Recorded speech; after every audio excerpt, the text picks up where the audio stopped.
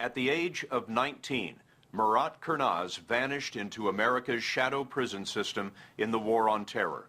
He was from Germany, traveling in Pakistan, and was picked up 3 months after 9/11. But there seemed to be ample evidence that Kurnaz was an innocent man with no connection to terrorism. The FBI thought so, U.S. intelligence thought so, German intelligence agreed. But once he was picked up, Kurnaz found himself in a prison system that required no evidence and answered to no one.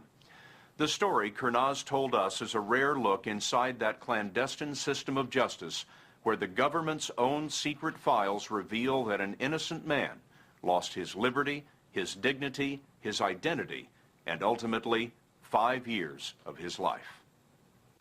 We found Murat Kurnaz in Bremen, Germany, where he was born and raised. His parents immigrated here from Turkey. His father works in the Mercedes factory. Kurnaz wasn't particularly religious growing up, but in 2001 he was marrying a Turkish girl who was, and he decided to learn more about Islam. I didn't know how to pray. I didn't know anything, so I had to study more about Islam so I could go to the mosque and pray. In Bremen, he met Islamic missionaries who urged him to go to Pakistan for study. As he was planning the trip, 9/11 happened. It was horrible. He told us he was horrified by the attacks, had never heard of Al-Qaeda, and he decided to go ahead with his trip anyway. Did you begin to think that that wasn't a great idea? Today, I know it wasn't a great idea. Kurnaz told us his story using the English that he learned from his American guards. If he seems a little distant, reserved, you'll understand why as his story unfolds. It begins in 2001 when he was at the end of that trip to Pakistan. He was headed to the airport to fly home to Germany when his bus was stopped at a routine checkpoint. They stopped the bus, and because of my color, I'm much more different than the Pakistani guys. So you're lighter skinned. Right. He looked into the bus. He came to me to my window and knocked on my window. He was a Pakistani cop who pulled Kurnaz off the bus. The reason Kurnaz was singled out may always be a mystery, but at the time the U.S. was paying bounties for suspicious foreigners. Kurnaz, who'd been rambling across Pakistan with Islamic pilgrims, seemed to fit the bill. Kurnaz says that he was told that U.S. intelligence had paid $3,000 for him. He ended up bound and shackled on an American military plane. I was sure as soon as they will find out I'm not a terrorist, they will apologize for it and let me go back home. But the plane flew him out of Pakistan and to a U.S. base in Kandahar, Afghanistan, where he was mixed with prisoners fresh off the battlefield. The military took this picture as Murat Kurnaz disappeared into the system for terrorists. His new identity was number 53. He was kept in an outdoor pen in sub-freezing weather and interrogated daily. They asked me where is Osama bin Laden and if I'm from Al-Qaeda or from Taliban.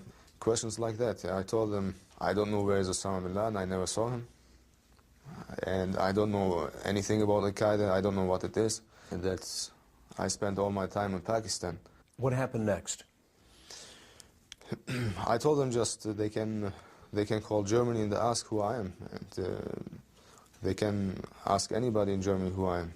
Back in Germany, Bremen police were investigating, and what they were hearing made matters worse. Kurnaz's worried mother told them that her son had recently become more religious, had grown a beard, and was attending a new mosque. Schoolmates said that Kurnaz might have been headed to Afghanistan. It was just guessing, just a fear, no more. But the fear turns into a fact. Attorney Bernhard Dacke was hired by Kurnaz's mother. He says there was no reason to suspect Kurnaz knew anything about Al-Qaeda, but this was weeks after 9/11, and some of the hijackers had been living in Hamburg. And so, close after 9/11 and close after Germany realized that 9/11 started with a Hamburg cell in Germany, everybody in the secret services got crazy. Dacke says the police report was sent to the Americans, and Kurnaz claims his interrogations at Kandahar turned to torture. He told us that American troops held his head underwater. They used to beat me when my head is underwater. They beat me into my stomach and... They were hitting you in the stomach while your head was underwater, Yes, so that you'd have to take a breath. Right. I had to drink. I had to... how do you say? Inhale the water. I had to inhale the water, right. Kurnaz says the Americans used a device to shock him with electricity that made his body go numb. And he says he was hoisted up on chains, suspended by his arms from the ceiling of an aircraft hangar for 5 days. Every 5 or 6 hours they came and pulled me back down. And the doctor came to watch if I can still survive or not. He looked into my eyes. He checked my heart. And when he said okay, then they pulled me back up. The point of the doctor's visit was not to treat you. It was to see if you could take another 6 hours hanging from the ceiling. Right. I suspect that you know that the military will deny that this happened. The U.S. military will deny that you were shocked. It will deny that your head was held in a bucket of water. It will deny that you hung from a ceiling for days at a time. Doesn't matter whatever they will say. The truth will not change. And you're telling me in this interview that this is the truth. This is the truth. Kurnaz isn't alone in these allegations.